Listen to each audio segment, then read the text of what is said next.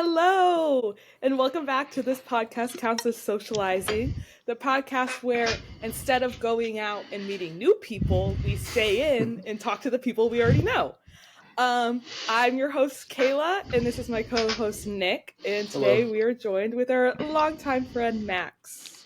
Hi Max, how are you? guys. I'm up, Max? good. I'm good. Thank you for asking. That is not what you said when I asked That you. is not what I said earlier, but He's already lying. You put on the customer service face and deal with it. I'm in sales, so it's kinda He's in ingrained work in mode. Yep. me. I'm on my work computer, so Nick, I heard you had a question for us. I do have a question. Max, what is the largest animal in its natural habitat that you think you could kill in a fight? Like that hand is to a hand? fantastic question. That I think I can kill in a fight. Mhm. In its natural habitat. So I'm In not its natural habitat. it's home he's got home field advantage. That's pretty Yeah. big. Yeah. Probably honestly, if I'm being realistic, I don't know. I'm not. I can. There's not like a thing that comes to mind exactly that Mhm. I think oh, that'd be a good fight. I either think I would get shit on or I could easily dog on an animal, Yeah. And honestly, the best middle ground, probably like a coyote with rabies though.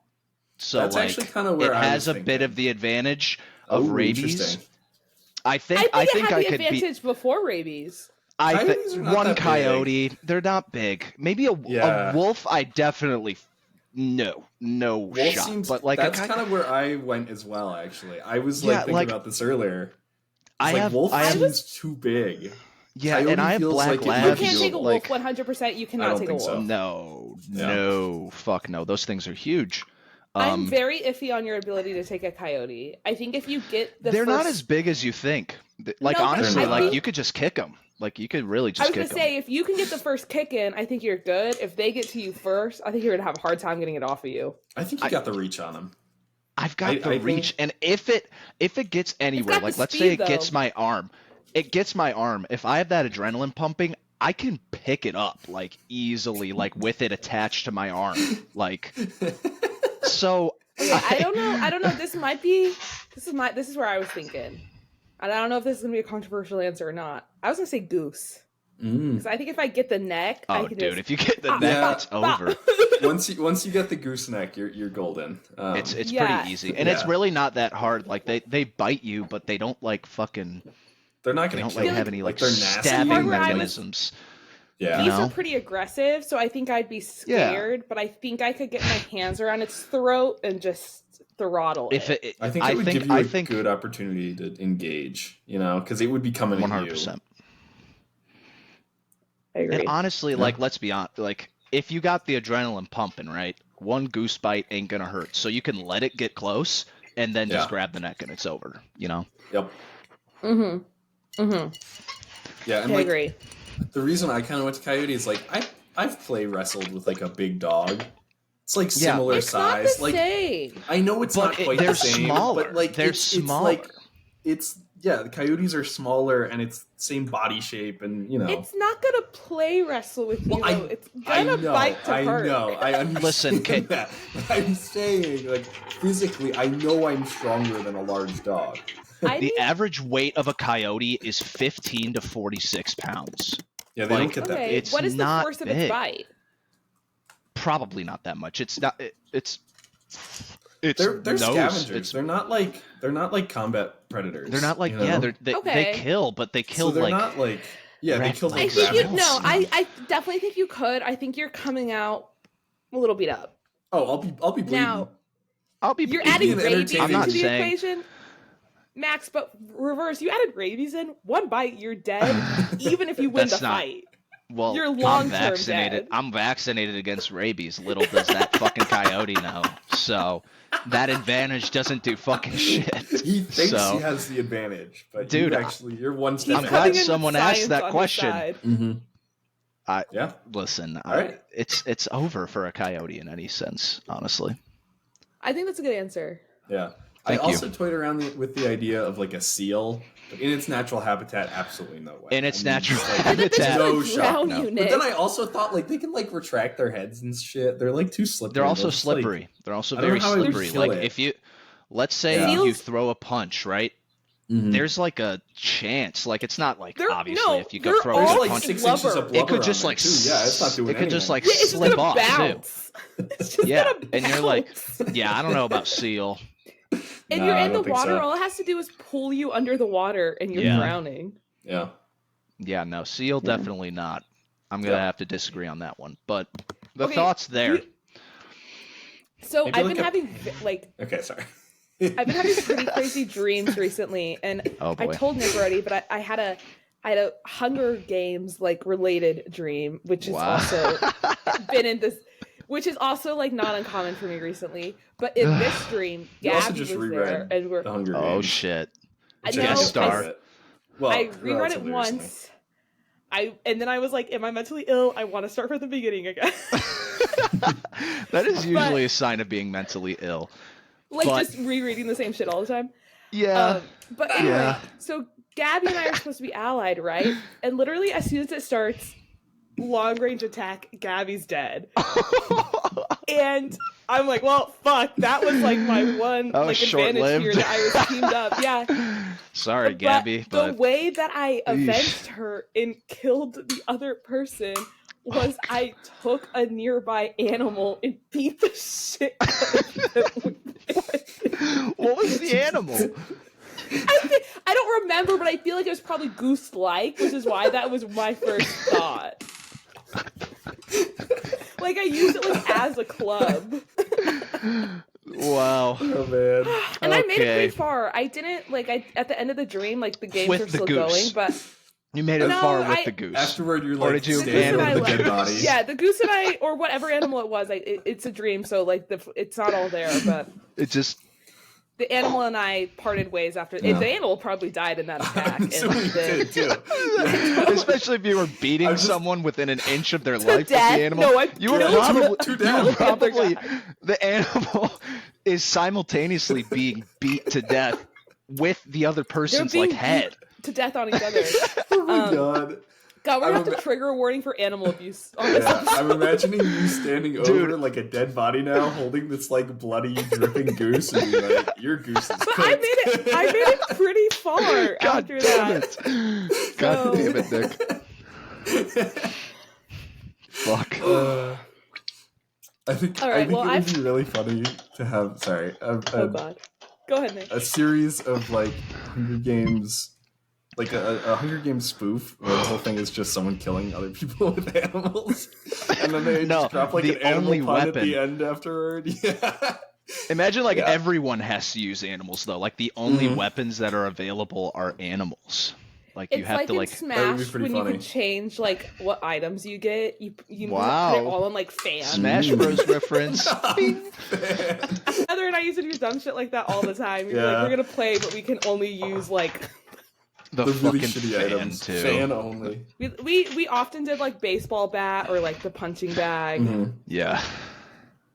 Classic. Oh man, All right, that's well- funny. I've prepared a little story for us today. All right, I'm let's hear ready. it. Tell me your So- story, storyteller.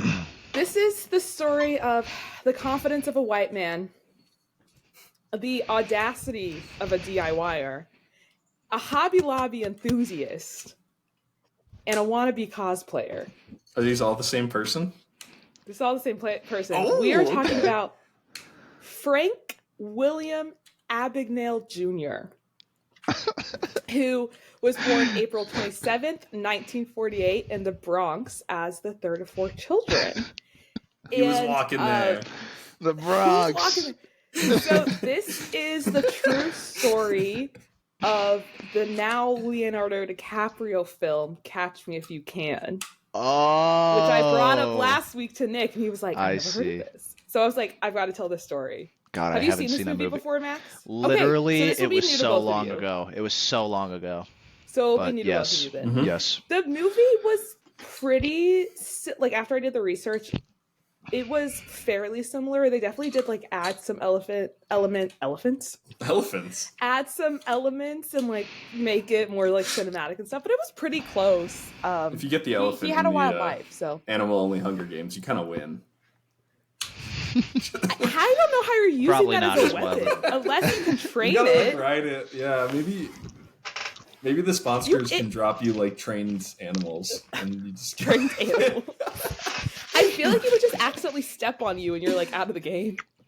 That could happen. It's kind of a high risk, high reward animal right there. All right. Well, anyway, our story kind of starts around 1970 when Frank is 13 years old.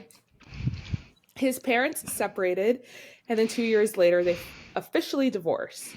And Frank always asserts that his dad was the most hurt from the divorce and that he was always hung up on his mom until the day he died. They met during his time in World War II when his father was 28 and his mom was 15, and believed that their age difference was a big contributor to their ultimate divorce. It kind of seems like his mom like grew up and realized like she wanted to like have her own life and like do her own things and like not just be like this guy's wife. Of course. And so she was like, I'm gonna like go to school now and like have a career, and you're not part of this anymore. Exist as a human being that was not 15 when they got married. Yeah, like she was a 15. child when they met, and then she became like a woman and was like, this actually is not what I want with my life. Yeah. So Quick side question: how long always did it take to conceive their first of 4 children? And I don't have that info, and I didn't look into it. Okay, good. But I to just be Spell this fair, guy's name? I mean, we could probably do some math here because he's the third of 4. He's 13 in 1970. He was born in 1948. when were his know. parents born? I don't think we can do I don't any wanna math know. with that. Yeah, I don't wanna know. let's continue. Let's continue. This is Frank Abagnale, Abagnale. Okay, so his father owns his own store in New York, and according to Frank, they weren't fabulously wealthy, but they were certainly affluent. Like he grew up like pretty well off, like always was provided for, until his mom separated from his father and moved him and his 3 siblings into a fairly large apartment. They were still doing okay. But Frank was the closest out of all the siblings with his father and was often used by him to try to mend the relationship with his mom. And he was like constantly asking him to like talk to her and convince her that they'd all be happier if they lived together and like to give him another chance and whatnot. But they did ultimately, like I said, eventually divorce. And when they divorced, Frank decided that he wanted to go live with his father. He didn't want him to live on his own, even though his mom had legal custody over all of the children. So he goes and he lives with his father, and he begins hanging out in a lot of saloons with his dad at a young age, which is like, no wonder you didn't get custody of the children. Yeah. So he's hanging out like in bars with his dad at 13. And he's kind of just like watching, like he's observing all of these businessmen and politicians and bars. And he says after 6 months of living with his father and like doing this, he says that he was streetwise. Like he knew what was going on. So around this time, he also starts to get into some minor juvenile delinquency, like starts to have some behavioral issues. And by his account, he talks about it as like a way to try to get his parents' attention. Like, oh, maybe if I get into trouble, like they'll have to talk to each other about me. So he was like, at the time, I didn't like consciously know that that's what I was doing. But looking back, he was like, he just wanted his parents to like have a reason to talk to each other. So he was like purposely acting out. Okay, But it so wasn't the answer to your earlier question. Nick, you found an answer. Yeah, so his parents met while his dad was stationed in Algiers during World War II. And he was born in 1948 and was the 3rd, right? Mm-hmm. Yeah. So 48, like, there's only a couple of years there. Like, And there's 3 children to be had. yeah. I'm sorry for asking that question. Yeah, and here's the thing: we're not like a huge fan of his dad. He's gonna No. he's not like Yeah. he's not like a terribly awful guy. Like he's not like a criminal. Well, maybe. But For the he's never, 1940s, he's never though. charged. He's never charged as a criminal. He's probably like a very typical 40s dad. Yeah. But he's Yeah. also like not necessarily a stand-up guy either. Yeah, for sure. And that kind of contributes into like who Frank becomes, like the way he's raised. So he's having some behavioral issues, but it's not necessarily anything major. He's cutting classes. He'll steal small things from convenience stores, and he's like slipping into movies without paying. Classic. Yeah, classic like kid stuff. Like it's not the best behavior, but it's nothing like crazy. So most importantly though, he's learning the importance of appearance.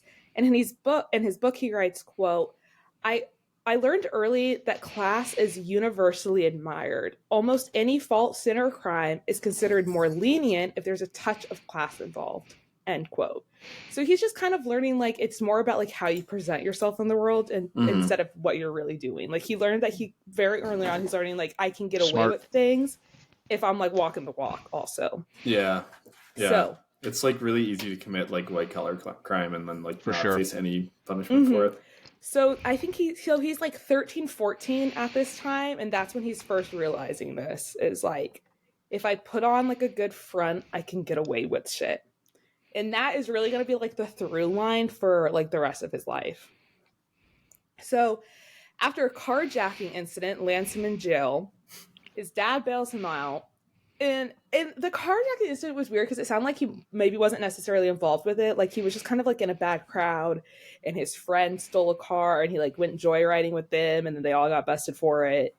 And he ends up in jail. And his dad comes, he bails. 40s stuff. As one does. Yeah. Typical 50s, 60s, 50s, teenage. 60s delinquency. That's just what you did. Yeah. And he's in the Bronx. Like, this is like one out of every 25 children. Kids these days, this mentality is his dad's mentality. Instagrams, they should be out there stealing cars. Yeah, but anyway, his dad bails him out, and he's basically like, he said, like Frank Jr. is like, he was super worried about like his dad being disappointed in him and like getting mad at him, but was like really surprised how forgiving he was about the whole thing. But he does decide like, okay, I need to clean up my act a little bit. Like getting thrown in jail kind of like is kind of like a wake up call for him. So he decides he's gonna get a part-time job. He's gonna quit cutting classes, and he's gonna like turn his act around. So his dad takes notice of this afterwards.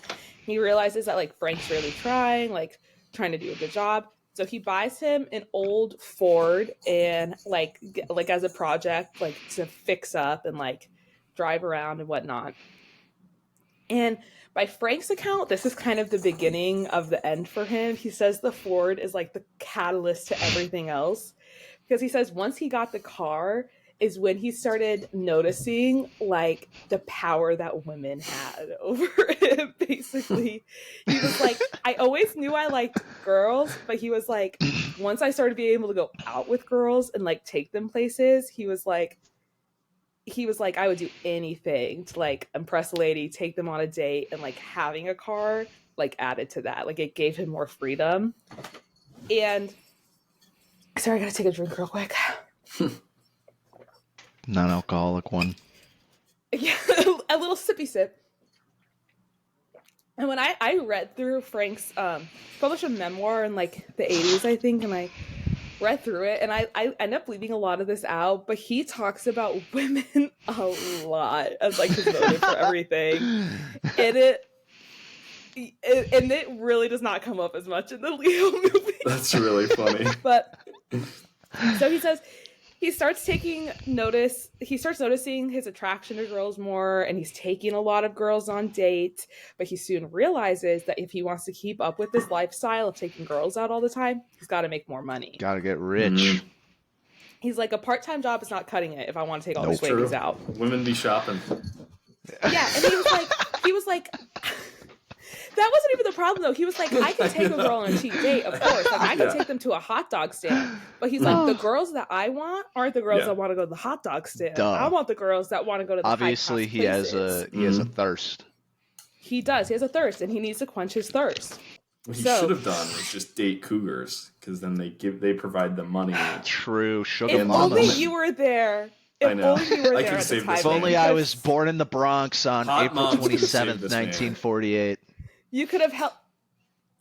Did you remember that? No, I have I have my PC up. I have his Did you pull his Wikipedia page. Wikipedia page up? Yeah. Oh, I was like, damn, Max, your memory is I should have good. said I was like, yes. that was the My- exact That was date. impressive. Kayla, you've known me for 2-3 years now. You know my memory Why is do you not think I good. was shocked? And then I was like, did I send you the notes ahead of time? I was like, don't read ahead. Okay. Do you think moms have gotten So- hotter? Just like mothers in general? Because of I like think all of the people have gotten hotter. Okay. That, I I Because think people- I think I agree. People smoke less. People wear Yeah. sunscreen now. Yeah. Like, I think people in general are just hotter for longer. We're not being think exposed to that's like all true. kinds of toxic chemicals and like given morphine Yeah, as like we a don't got over the lead counter paint. drug. We see each other. Yeah. We see ourselves on camera all the time, so I feel like we're Mhm. very aware of our appearance. Mhm. Beauty products have gotten I better. feel like in general, we're just hotter. A cougar could have saved this man, but cougars didn't. I don't think they really existed the same way. Back He needed then. a cougar. That's what he He needed. did need a cougar. Well, so I'm sure basically they he's like, existed. I need more money so I can take women on dates. Mm-hmm. So this is when Frank makes up his first con. So he convinces his dad that he needs a gas card because he's not making enough money to afford gas, and therefore he can't use the car that you bought me and you're helping me fix up. So it just makes sense that you give me a gas card. Otherwise, what's the point of the car that you gave me if I can't even drive the car? Duh. So Yeah, shitty gift, Dad. Thanks. I know. And to his dad's credit, he does not cave in to this request right away. Like, Frank pushes it for a couple months, and eventually he's able to convince his dad to give him a mobile station gas card. And so he can only use the credit card at a mobile gas station. He's like, only spend it on gas, and you're gonna have to pay off the bill every month. Okay. Mm-hmm. So he eventually agrees to it as long as he's able to pay up the bill. Well, sorry, I'm just reading through my Well. notes for a second. You got surprised that the thing you already wrote, or Well, okay. I don't want to give anything away. Okay, whatever. So basically, he eventually runs up the mobile gas station bill to $3,400 in the 1960s. In the first 3 months. 1960s money. That's a So, lot of money. Nick, I already Holy time money shit. converted this for you. Oh. In the first 3 months, he spends $32,000 at the mobile gas stations. Holy, what is he So- spending all this money what? on? Yeah, that's what I'm saying. What are you Okay. spending this shit on? I'm sure she's about to tell us. Yeah, I'm going to tell you. So basically what he did is he would go to the gas stations, right? And you could buy anything from the stations, like things for your cars and stuff. So the first thing he did was he went to the gas station and was like, I want a whole new set of tires, but I don't actually want you to give me the tires. I want to pay for the tires, and instead I want you to give me that money in cash. And he was like, it's a good deal for you because you get to keep the tires. You're making the money because I'm going to pay off my credit. And then I'm also going to give you, the cashier, like, say $500 of what you're giving me in cash, right? So the cashier guy's making $500. The company's keeping the tires instead of selling them. And Frank is getting like $1,000 and jipping his dad with some big bill of like car parts that he never bought. Yeah. Right? And so it works the first time at this mobile station. And he's like, hell yeah, I've got all this money now. And so he starts doing it at like every gas station around town. And he's like, I need new brakes or I need such and such. And of course, every guy that's selling is like, yeah, whatever. You're going to give me like part of this money. I don't care. Yeah, right. So in the first 3 months, he spends $32,000. And it takes a while, obviously, for his dad to find out because every time the bill comes each month, Frank is like hiding it. And he's just like digging himself deeper into a hole until someone from the credit card company shows up and is like, yo, what's going on? You have this huge bill. There's no way you're spending this much on a car. Like, it doesn't make sense. It's not getting paid. You've been with us for forever. and you've always paid before, so like something's going on. So they figure out that Frank's been like running this con. Mm. However, again, his dad ends up forgiving him pretty quickly. But yeah, Okay. exactly. But his mom, who still has legal custody of him, is not okay with this behavior, obviously, and quickly takes him back home and enrolls him in a private school where he can't leave campus. And the biggest faux pas for Frank was it was an all-boys school and there were no girls there. How do you? Oh God! Like, how do you? Even I know. cannot even imagine the hardship. Inhumane. But it keeps him out of trouble for a while. Figures. So he's at private school, and during his time at private school, his dad is running into some bad business dealings, and he ultimately loses the business that he owned. He sells a bunch of his belongings, he sells their cars, he sells the house that they were living in, and then he gets a new job working as a postal clerk, and he buys like an old beat-up car. And Frank comes out of private school, he's moved back in with his dad, and Frank is pretty like bent out of shape over his dad's predicament. Like he feels really bad about it. He feels partially guilty that he like took all this money from him. And Frank's he probably kind of like affected. Well, but Frank's senior reassures him. He was like, he would never talk to Frank Jr. about like what really went on like on the business side, but he's basically like that was just a drop in the bucket of like much bigger issues. Like that wasn't gonna matter regardless. So it sounds like he was pretty in deep with some other stuff. And all things considering, his father was in pretty good spirits over the whole situation. He said, "This car for me is fine. It gets me around, and I know who I am and what I want, and that's what counts, not what people think of me." He says, "I'm an honest man, and I feel like that's more important than having a big car. As long as a man knows what he is and who he is, he'll do all right in life." So his dad's like, he sounds like he's got a good head on his shoulders about the whole thing. He's like, "I don't really care what people think of me. I've got what's important. I've got my kids. I still have a car. Everything's fine." But Frank Jr., on the other hand, he resented the whole situation, and he said he found it very depressing. He found his dad very depressing afterwards. So ultimately, at the age of 16, with $200 in his checking account and one suitcase, he leaves home. He doesn't tell anyone that he's leaving.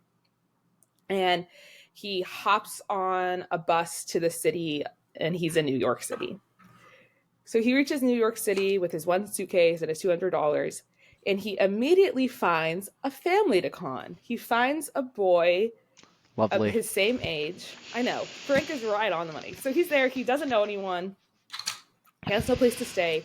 But he finds another kid about his same age. And he convinces his parents that his parents have recently died and he just needs a place to live while he finds a job. It's the 60s. It's the 60s. Yeah, you could just say your parents are dead. Who's gonna look them up on the internet? Yeah. No one. He tells this guy's parents like, "Hey, my parents are dead. I just need a place to stay while I look for a job." They're like, "Okay." They're nice about it. He moves in with them, and he's soon able. Can you guys hear Stevie growling? I heard her do something. A little background. She's really mad at her tail right now. Okay. Aww.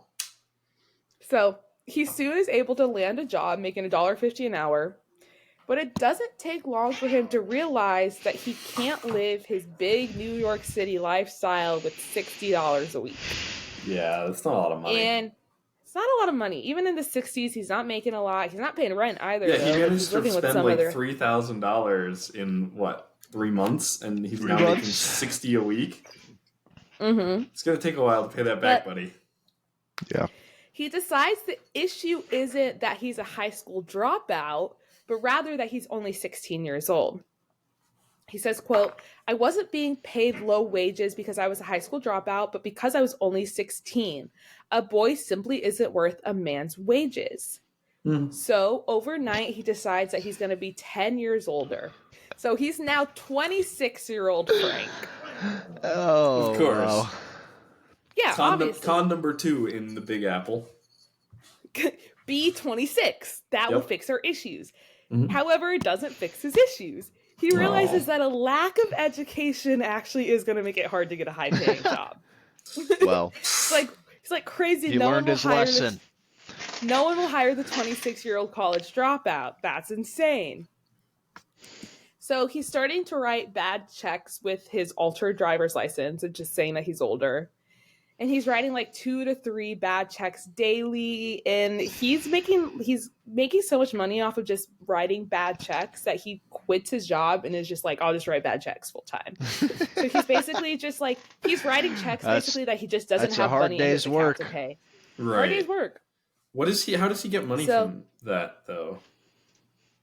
It's the 60s. It's the 60s. Oh wait, is he like making fake bank accounts in other names, writing himself a check from there that isn't, and then cashing it? We'll get into some more of the details. I think right now all he's doing is he's writing checks that won't clear, but he's cashing, like he's cashing in a check to get money. But never actually has the money in his account to pay it off, and before they realize he's already spent the money.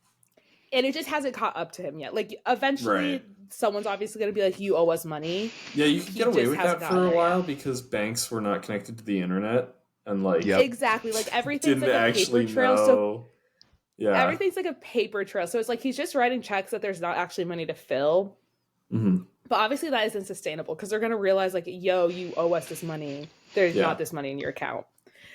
So the former Houston police chief was quoted saying Frank Abagnale could write a check on toilet paper drawn on the Confederate State Treasury, sign it, you're hooked, cash it at any bank in town using a Hong Kong driver's license for identification, and it would pass through. So he's basically like, he was just writing bad checks and it was working. He was getting lucky. Like I said, like he was just confident about what he was doing and people would trust him. Yeah. But Frank knew his time as a check swindler was limited because his dad had already reported him missing. And although a missing 16-year-old wouldn't turn many heads at the time, he was also a thief. So people were definitely taking notice of Frank Abagnale.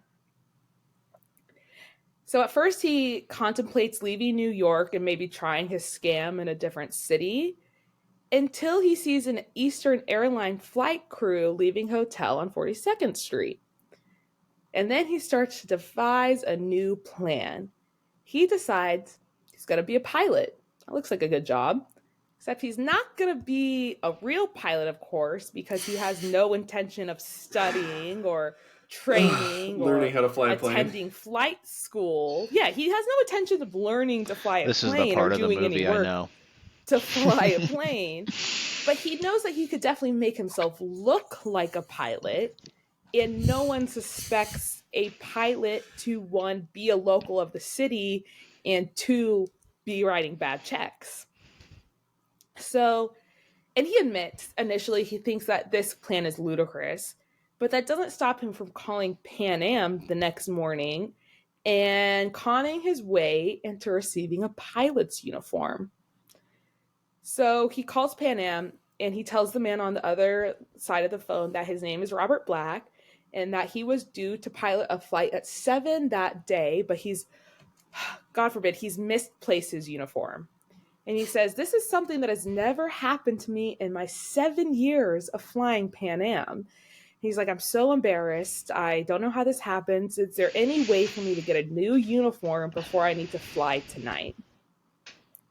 And the guy on the other end says, of course, like, that's no problem. Like, there's a uniform warehouse near you. So he makes his way to the uniform warehouse. He walks in, he gets fitted for a uniform. And by that night, he is in the possession of a Pan Am co-pilot uniform. Oh my God. Well, he doesn't stop there. Crazy. Now he needs to acquire... This is like those YouTube videos where people just put on like high-vis vests and just walk into places. That's exactly what this like made me a think tool of. bag. Like, you can get into a lot of places with some high-vis and a tool bag. And it's like literally like back in the time too. Like, you could do that with so many more jobs. Mm-hmm. Like, you could walk in scrubs and say, "Oh, I'm a doctor," or like it's crazy. Yeah, it's crazy. Like what some just of the potential. Stuff that, like yes, the story is very like, it was the 60s. But a lot of the stuff, I feel like it would work now because it's just like he looks confident. He looks like someone that you wouldn't question. Mm-hmm. So it's like you're just going to trust him. And he brings all like the I hard agree. things with him. So you just trust, like, okay, yeah, I guess that's right. It seems a little weird, but I guess I have no reason Yeah, there's to a suspect lot you of of anything. trust built into society. Like, Yeah, Yeah. and also the only thing though is that when it comes to like the really like I guess important jobs, like let's say a pilot, they all have like an entire database of all their employees. It's like the internet has curbed so much of that, Mm-hmm. just the mm-hmm. Now having the possibility of doing internet that. is a big way But he gets away with a lot of you this. can still totally probably get away with that at like a construction company or something, Oh, you know? absolutely, Like Yeah. it's any kind of low security place, you could definitely do this totally, at. totally. Well, so he's got the uniform. Mhm. The next thing he needs is an ID card. So he convinces a salesman at an ID card business that he worked for Pan Am, like in their business department, and he needs a sample of cards to show the higher ups because they're expanding their Air Caribbean and they want to know if they should use them to make their ID cards. So he asks for a sample card. He makes a sample for him. But the only issue is obviously the card doesn't actually have the Pan Am logo on it yet. It's a card Yeah. without the logo. So he's like, what do I do about this now? And as he's like walking through New York, he sees in the window of a hobby shop a Pan Am model airplane for $2.49 that has the logo on it. Mm-hmm. So he buys the airplane With a bad check? and he stripped. Probably. He has no money. He buys the airplane and he's able to basically, like, this is what I'm saying, like he is also like a DIY crafty queen because he's Mhm. able to like strip the logo off of it and like add it onto the Wow. card and make it look like it was always there and printed there. So now he's got the ID card, he's got the uniform, and the last thing he needs is the pilot's license from the FAA. And this actually proves to, surprisingly, be the hardest part of his scam. Until he finds a plaque making firm that will make duplicates of pilot license for you to display. So it would be like a gift that you would give a pilot, and it would be bigger than a license, obviously. It'd be something that you'd like hang on a wall, like maybe it's like a congratulations as someone. Mm-hmm. So he buys a plaque and like puts all like his information that matches his ID card on it, and he now has the plaque in his possession, and it's like it's obviously bigger than a card or whatever, and it's like it's metal. So he takes But it to now a he knows local what print it shop, looks like. but he knows what it looks like. So he takes it to a print shop and he asks if they can reduce the size and print it on cardstock for it. And they do it. They do it. He seemed So like a that nice was fine. guy. Come on. And like, you're paying me, Mm-hmm. and my job is to print shit. I'm I'm not asking printing. questions about the I'm printing. printing. So he gets it reduced to the right size. He gets it printed on cardstock, and then he laminates it himself. And then he catches a bus to LaGuardia Airport. And Frank loved pretending to be a pilot. He said he got a high from the respect that wearing a uniform awarded him. He said, quote, "It was heady stuff and I loved it. In fact, I became instantly addicted. During the next 5 years, the uniform was my alter ego. I used it in the same manner a junkie shoots up heroin. I felt lonely, depressed, rejected, or doubtful of my own worth. I would dress up in my pilot's uniform and seek out a crowd. The uniform brought me respect and dignity," end quote. So he just like, he loves being a man in uniform. He That's loves putting on a insane. costume and pretending to be someone else and having people like ooh and ah at him. Like If he this guy- just wants to cosplay. Yeah, if this guy were alive today, he would be like a cosplayer. That would like he would be like a That's what I'm cosplayer saying. and would All play he video wanted games to, all all the he time. really wanted to do is do his little crafts and play dress up. Yeah, That's all he wanted. and who doesn't? So, True. Isn't that what we all want? mhm. So now that he's got all of the essential goodies, he's like, now I gotta study up on like acting like a pilot. So he spends some time at bars like near airports and stuff, and he's just kind of like eavesdropping on other conversations with pilots. And he does this for a while, and now he's like feeling pretty confident in himself. So he walks up to the operation counter. Learns the like lingo and the slang and stuff. Yeah, he learns the lingo and the slang. And I don't know if I put this in my notes, but he basically, like, every time he would like hear a new word or like a new slang that he didn't understand, he'd like jot it down and he'd go look it up later. Right. Like, he would just kind of like work around it at the time, and then he'd be like, I need to add that one into my repertoire. So he's feeling pretty good about himself now. He's like, I know the lingo, I know the look, I've got all the fake ID shit I need. So he walks up to the counter of the airport, and he asks to take jump seat on flight 602 to Miami. And within 15 minutes, he's sitting in the cockpit with 3 pilots on his way to Miami. So he stays overnight in a motel for the crew. He cashes a $100 bad check. And then he deadheads a flight to a new location the next morning. And he continues repeating the same pattern for the next 2 years. That's incredible. Fake being a That is... Exactly. It's so good. So he fakes being a pilot. He takes the extra seat in a cockpit. He stays for free in the motel that's for the crew. He cashes a bad check in a new city where they're not looking for him. And he's got more money, and he does the whole thing again. Yeah. Oh, you know what he was probably doing? You write just a random name on a check, say it's for $100 and it's for me, right? You sign it, you take it to a bank, you cash it. Because it's a new bank, because you're in a brand new city, like it's so easy. It's actually like so easy back then. It's the perfect plan because he's always in a new city, and he's getting free flights to the new city every time. Wow. So yeah, it's working out for him. So he does this for 2 years. Wow. 2 years. Until one day he's taken into the sheriff's office following a flight from Miami. No.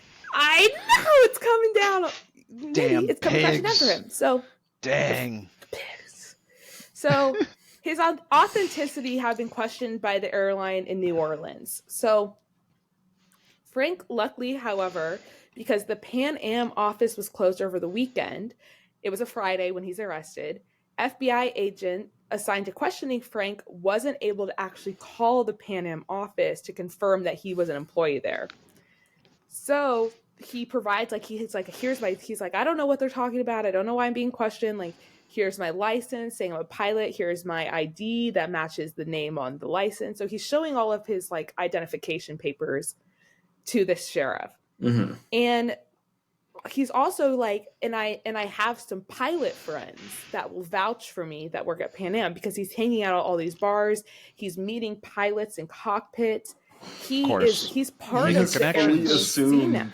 The pilot he's fully making assumed connections. And obviously people in these bars aren't questioning that he's not a pilot. He's wearing a uniform. He knows the lingo. He's like, I'm deadheading to this flight. And they're like, they've got no reason to question him.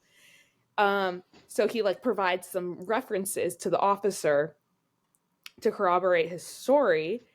And that's enough. The guy's like, okay, yeah, you've got the papers. I've called a bunch of other pilots. They say like, yep, you work for Pan Am. And they release him the same day. And they never call the office to check that he actually works there. Yeah, I mean, who would? Quite frankly, so he gets away with it. It all checks out. Yeah. It all checks out. Everyone, the FBI agent's not going to know what a fake pilot's license looks like. Well, and he's not even an FBI agent. He's just a sheriff in Atlanta. Yeah. So he's like, I got better things to deal with. Yeah. So a little over a month after this ordeal, Frank decides to apply for an apartment in Atlanta. And he was worried that if he listed Pan Am, like on his, you got to like apply for an apartment, that the manager was going to call and try to confirm his employment. So he's like, I got to write something else down. So he writes down that he's a doctor. So I said that earlier. I know you said that. I was like, Vax. Do you know what this is reminding me of? It's reminding me of this movie called Fletch, which is like... It's reminding me of Catch Me If You Can. Have you seen Fletch? I haven't seen that. With Chevy Chase. Yeah, with Chevy Chase. Yeah, it's so funny. Okay, so like, I'll watch Fletch next, and you watch Catch Me If You Can. Sounds good. He's a detective, and like, just like he's so takes stupid. all these roles to like. Get he really is just. It's a really stupid movie, but it's really it's funny. Some of our older listeners. So I mean, he's may know what I'm not talking about. really posing at a doctor at this point. He's just lying on an application. Right, He's like, yeah. "Oh, I'm a It's a doctor, normal whatever. thing to Like, do. don't call Pan Am." Yeah. Yeah. And he the reason he got an apartment is like for the past 2 years he's just been flying around. He sees people like going, and he starts to basically get lonely. Like he wants to have like some roots down in a place and like have like some friends and like not always be in a different city every night. Yeah. So living in the hotels and stuff. Yeah. So he decides he's gonna like get his own apartment and stuff, and he's got accepted. He moves in. And 2 months into his stay in Atlanta, a real pediatrician moves into the apartment below him. And of course he has like this moment of like, okay, I've got to leave Atlanta. Like I can't get close to this doctor. He's going to know I'm not a real doctor.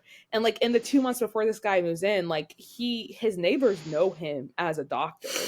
And like he's like going to like social gatherings with them and stuff, and like they'll ask him like medical questions, and he says like he's like always good at diverting it, being like, oh, that sounds like something you need to ask like a dermatologist about, or like that sounds like something you need to ask your family care. So he's never actually giving them advice, right? Just being like, oh, you need to ask someone about you, like it sounds like you should see your doctor about that, whatever. But then this pediatrician moves into the apartment below him. And he's like, you know what? I'm not leaving. I've got like a good network of friends here. I'm liking living in Atlanta. I'm gonna stay. So he starts reading up on pediatrics, because he said that he was a pediatric doctor. That's what people thought he was. And now there's a pediatrician living below him. And obviously the other people in the building, when they meet the real pediatrician, they're like, oh, you got to go upstairs and meet Frank. Like, he's also a pediatrician. Like, you guys are going to get along great. So he does. He goes and he introduces himself, and he's, like, making it a point of being friends with this guy, because he's like, oh, we've got similar careers. Mm-hmm. And fake pediatrician Frank, his story at this point is basically, like, he's on leave from being a doctor, or he's just in Atlanta for a couple months to, like, get away, vacationing, like, a long-term leave. Right. So he's, like, he's not practicing right now. So he's reading up on being a pediatrician. He's reading medical journals. And after several weeks, he finally accepts the real doctor's invitation to lunch at the hospital that he works at. So he goes to lunch at this hospital, and he meets 30-year-old Brenda Strong, and he starts dating her. And so remember, Frank at this point is still 17. And he's now pretending to be 27 and dating 17. I forgot about the age thing. Wait, no, didn't he fly right for? Yeah, I was gonna say, didn't he fly for 2 years? He's still a teenager. Okay. He's a teenager. He's 18. That's pretending to be 28. He's dating 30-year-old Brenda, who was a nurse at the hospital. Okay. Holy shit! Oh my god! Holy shit! Who thinks he's also 28 and a doctor? She's pediatric Brenda, the doctor. nurse, thinks that he is 28-year-old Frank. He's Frank Williams. He's pretending to be Frank Williams, a doctor, a pediatrician. Oh my god! And he starts visiting the hospital a lot, obviously, because he's dating Brenda, the nurse, and he's spending a lot of time in the hospital library. And one day, while he's visiting the library at the hospital, an administrator approaches Frank and asks if he would step in as a supervisor for the next few weeks, because they're short-staffed. Basically, they had a supervisor. That was the supervisor's role for like the night shift, is just to be there and watch like the residents and the interns while they're doing the job, make sure there's no like fires in the hospital, help out if needed. Yeah. The guy that usually does this job, keep an eye on the Billies. The guy that typically does this job has a death in the family. He has to leave unexpectedly. They can't find anyone to fill the role. The real pediatric doctor is like, oh, I know this guy that's staying here for a little bit. He might be willing to come step in for a couple weeks until this other guy can come back. You should ask him about it. So the supervisor approaches him, and he says he's like, I feel so bad asking you to do this. I know you're on vacation, but like we're in a bind. Like, would you mind stepping in for a couple weeks until he can come back? Like, he assures him, like, you don't need to perform any duties. Like, we'll pay you well, and all you need to do is watch the interns, watch the residents, and make sure everything's fine. Like, and they're like, it's a legal thing. We have to have a doctor here to watch. Would you mind stepping in and doing this? And he says that he can't think of like a good excuse to say no. So he just like accepts, and he's like if I come up with any excuse, they're gonna know that I was lying this whole time, and like everything will come crashing down. He keeps asking, he's like, you sure it's just for a few weeks and I won't have to do anything? He's like, But yes, yeah, yes, yes, like it's that's just literally temporary. like he doesn't have to fucking do anything. Like it's the perfect fucking thing to fall It's in the his perfect. lap. He's saying him like, you don't need to do any. He's like, and That's the so other guy, he's crazy. asking him. He feels bad for asking him to like come out of vacation. So he's like, you don't need to do any work. Just Yeah. watch. It's a whole legal thing. We have to have someone there. We'll pay you the full salary of like the doctor while you're here. Just help us out, please. We're in a bind. So he agrees, and he's issued a white coat and a stethoscope, and now he's a doctor on duty. Wow. And he fills out charts after each shift, but obviously has no idea what the fuck to write on the charts. So he takes advantage of the bad handwriting trope and just makes it illegible so that no one can read it. Yeah, and then he signs off. No way, bro. He's like, well, if no one can read it, it can't be wrong. Oh my god. I mean, there is like a shorthand language that is used. That is so fucking funny. Because, yeah, dude, he's like, I'll just scribble on it. Literally, growing up as a kid, my dad's a doctor, and literally, I thought like he was just like making it all up for the longest time because it's just and illegible. This guy was. That is so funny. Holy shit! And on top of having absolutely no medical training, he's an 18-year-old college dropout. Frank is not cut out. Oh yeah, I'm sorry. He's an 18-year-old high school dropout. Frank is not cut out for the medical field at all. At the sight of blood, one time passing the emergency ward, he throws up. Like, he's not a med guy at all. Wow. And what I find like the most egregious thing that he does while at the hospital is that he's examining newborns after birth and like writing off that they're okay. And he admits later that he had absolutely no idea what he was doing. So, and he says 11 months into his impersonation as a doctor, he realizes that a child could die as a result of his scam. No. Because a code blue is called for a baby boy, and he doesn't know what that means. Is that when they turn blue? Because they're not breathing? Yeah, it's when they're not getting enough oxygen and literally turning blue. And they're calling a code blue, and they're like, he's the only doctor there, so they're calling him to come. And he says he just goes really slowly so that hopefully someone will get there before him, which someone does. Someone gets there before him and steps in and like does what they're supposed to do. But he was like, I didn't know what that meant. I didn't know what I would do if I got there before then. I kind of said he quits the turning next day. Blue thing as a joke, but that's like a really funny name to give that. I gotta be honest. Like, the baby is blue. It's a code blue. I mean, are the other codes similar? As like code yellow jaundice? Maybe. I'm not a doctor, and I'm not going to pretend to be one.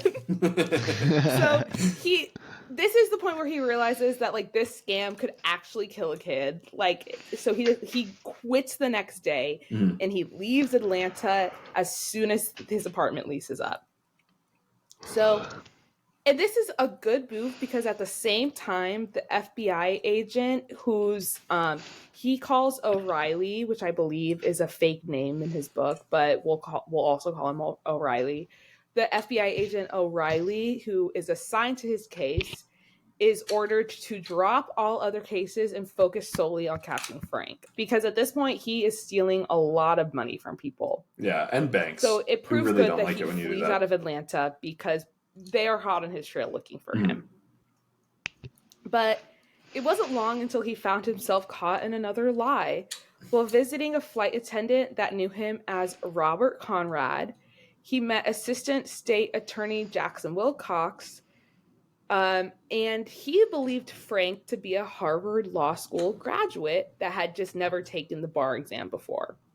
So basically what happened was when he had met... Yeah. He met two different people who had heard two different lies? No. This is how this went down. So while he's like going to different cities every night, right? He, again, women are like his pool for everything. So in each city, he's got different girls there that he sees while he's there. And he's out, one girl who he just like made up this random lie that he went to Harvard Law School, and then instead of taking the bar exam, he became a pilot. So when she introduces him to her friend that is an actual lawyer, she's like, oh, you guys will get along. He also went to law school. Like, here's something for you guys to talk about, right? Like, as one does. So he like introduces him like that. And then the real lawyer suggests, he's like, oh, Frank, like, you should take the exam now. Like, if you're done piloting and like you want a career change, you should take the exam, because the attorney general here is looking for a lawyer to hire onto their staff. And like, if you pass the exam, I'll give you a referral. Like, I'll help you get an interview. So he's like, okay, what do I need to do? Like, to take the exam? He's like, it's easy. You just need to give them your transcript and like sign up for a date. And Frank's like, okay, cool. I just need to get a Harvard transcript. So how hard could it be? How hard could it be? For Frank, the DIYer, not hard at all. So he calls up the Harvard registrar and asks them to send him a fall schedule and the law school catalog. He then kind of negs this same flight attendant that he's been seeing into showing him her college transcript, because they're like talking and he's basically like, oh, I don't believe you could have like gotten grades that good and like done all this like whatnot. You're a stupid woman. No way you took a math you're class. A woman. I can't believe you got a 3.8. And she's like, well, I'll prove it to you. And she shows him what her college transcripts look like. And this was all like under the guise of like what to make his transcript look like, because he's a high school dropout. He doesn't know what a college transcript looks like. I don't think he knows what a transcript looks like. He doesn't. He's like, what's a transcript? And he can't just go Google it and like see what it looks like. So he kind of like gets the scheme so that she shows him. So he's like, cool. Now I know what a transcript looks like, what classes I needed to have taken, and what classes they offer and when. So he starts on his arts and crafts again, and soon enough, he has a transcript to present at the state bar examiner's office. And we're going to pause for 1 second because I'm about to piss my pants. Nice. I need to get another beer. Or high noon. So perfect timing. We'll hiatus. Cue the elevator music. A second. You're muted. Am I muted now? No. Was I muted when I peed? No. Damn it, I fucked that up! Look at your phone. Oh, I'm all hot and bothered by this story. I'm sweating. It's all the doctors and lawyers and airplane pilots. You should look at your phone, though. I just sent you a text. Oh, God. Why are you texting me?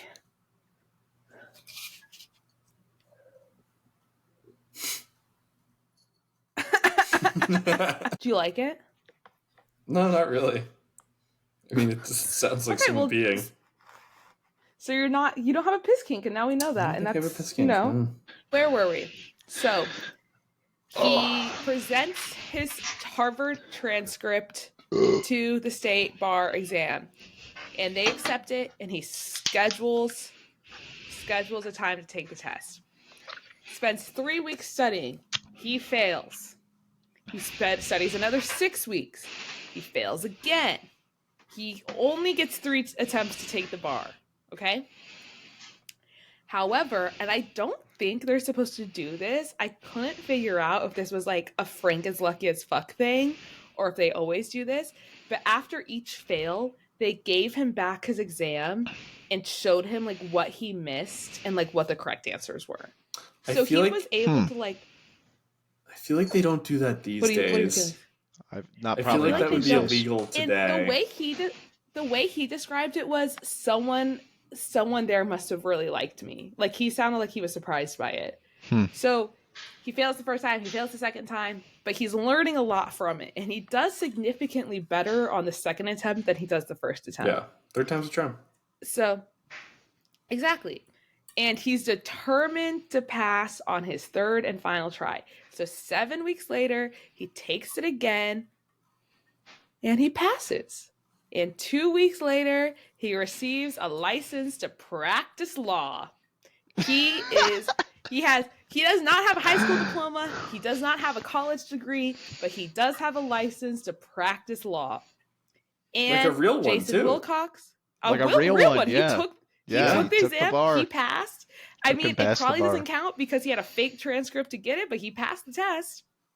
And the lawyer that recommended him to take the test, I mean, he keeps up his promise and he recommends him to his boss, and he gets an interview and he gets the job and he's hired. And Frank says, to his luck, because he gets the job as a lawyer, he's treated as no more than a gopher. They don't ask him to practice law, they ask him to get them coffee. And they're treating him like the new guy on the block, and he's like, most guys would have been pissed, but he was like, I knew fucking nothing. Yes, so he was like, perfect. Couldn't so be better. This is perfect. They're not asking me to do my job. Yeah. So at this point, Frank has been a pilot, a doctor, a lawyer, and he's still under the age of 20 years old. That's That's insane. so wild. What are you doing with your life? Not enough, apparently. Is this being honest or some shit? I don't know, man. I can't even fathom, like. Yeah. So he's going hard and fast young. Yeah. So after 9 months working as a I love that he's hit like every stereotypical like, oh, the ladies love that I was job thinking career. The exact same thing. Doctor, lawyer, airline doctor. pilot. I mean, it's like it's all three of them. Yeah. It's literally he got the three. trifecta. I mean, and the way he talked about it before, I think is so right, where he's like, he just likes having positions where people look up to you and like think you're really smart or like really good at something. He was like, I wasn't actually those things, but people thought I was, and that really was rich. enough. Yeah, exactly. So 9 months into working as a lawyer, Frank abandons the impersonation. Oh, ow. Of a doctor? Okay. I was trying to remember why he decided to quit being a lawyer. Basically, they hired someone else from Harvard, and he like makes it a point to befriend Frank, and he keeps like making small talk about like shared Harvard experiences, and he's like, I'm gonna find out the lunch rooms, he'd be like, oh, did you ever have this in. class with so and so? And he's like, I'm not gonna know the answers to these questions. Yeah. So he decides, he's like, being a lawyer's over. He works there for 9 months. He's done. So, and during his time working as the doctor and the lawyer, he hadn't written any bad checks. He had kind of like foregone that he was getting part paid. of his life. Yeah, he had paid. actual paychecks. He had jobs, and he was making pretty good money. Yeah, I bet. And he planned to keep this up for as long as he could to like avoid suspicion, because he knew people were probably looking for him. So he decided that he was going to go back to the old pilot scam, and he was going to make his way to a new city. So he makes his way to Utah, and he's just kind of like strolling around college campuses there. And I think he's kind of like fantasizing about like, oh, like what life could have been. Like he's like, I could have just gone to college and like have like a normal life and I could just be a college student. He's only 20. He still could. Exactly. No, and he starts to think, no, he does. He starts to think like, maybe I should just go to college. Maybe I should hang it up for a while. Oh, maybe God. Maybe I should give up being a doctor and a lawyer and a pilot and just go to college. For real, he does though. He's like, being a scam is kind of hard, and he's like, I have no friends, and I'm always on the run all the time. And he says he always has this like, he's always like scared of like the other foot dropping and like being arrested or being caught for one of his crimes. Like he's impersonated some like pretty severe things at this point. So he's like walking around college campuses, and he's like fantasizing about maybe one day, like, but he also doesn't have a high school diploma at this point. So like, well, he's already faked a college diploma. How hard could it be? True. So it's probably much easier. He's in Utah, and he reads in a newspaper that a college there is looking for 2 sociology professors to teach for the summer semester.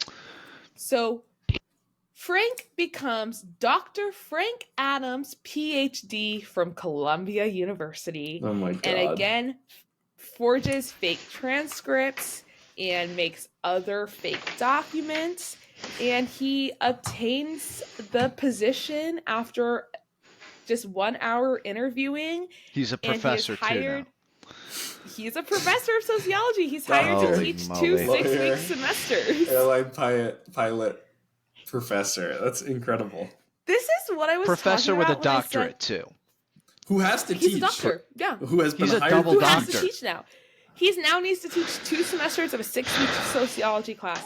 And this is exactly what I was saying when, like, I need, like, into all the women out there listening, apply to jobs with the confidence of a mediocre white man. And you too could be the professor. Yeah. Because he just confident and people trusted him, and he is, like, they're taking his word for it. So Frank was given the textbook from the class, and basically all he did is he would read 1 chapter ahead of where the class was. This so 20-year-old who supposedly has a PhD, who may not even be like, well, he's obviously literate enough to pass the bar and get into, but like, he's relatively smart. Yeah, must be. He must be. He has to be like a street smart or whatever he said at the beginning. Streetwise. Streetwise. Imagine you go to class and your professor, who supposedly has a PhD from Columbia, is like your age or younger. Probably younger. Yeah. Younger. Well, maybe a little older, because this is supposed to be like an entry-level sociology class, right? So probably like a 101. Yeah. Which works to his but advantage. You're the same age. Yeah. So, and there's They're obviously probably another like, professor. oh, he recently graduated, or Yeah. Like. People looked older back then. And he did say that when he was a teenager, he did say that he like always looked a little older just because he was like really tall and like he carried himself well and stuff. So he was able to pull off like acting older, like no one questioned his age. Throw the facial hair out a little. And they think he's like 28, 29 at this time. And he's 20. And there was obviously another teacher teaching this class. Like they had multiple teachers teaching the class. And the teacher told him, like, just to teach from the textbook, like, keep everything, like, kind of around the textbook. And, like, that worked to his advantage because he didn't have to, like, come up with his own shit. Yeah. He would just, like, read the chapter before class and then teach the chapter. And he said that like, the students really liked him as a teacher because he would, like, teach what the chapter was, but then also just, like, bring up shit that he wanted to talk about. He was probably, like, I think at this... He was probably just like a funny, charismatic guy, Yeah, like, literally. Yeah, and I think that's all I'm getting like... from this whole story is that he's just obviously knows how to talk to people. Yeah, and I think at this point too, he's kind of lonely. Like he doesn't have any like friends his own age because he's always hanging out with older people and he's always like moving around. This is assumedly, like obviously he probably ran into a few, but this is like assumedly like the only time he's had to lie to people his own age.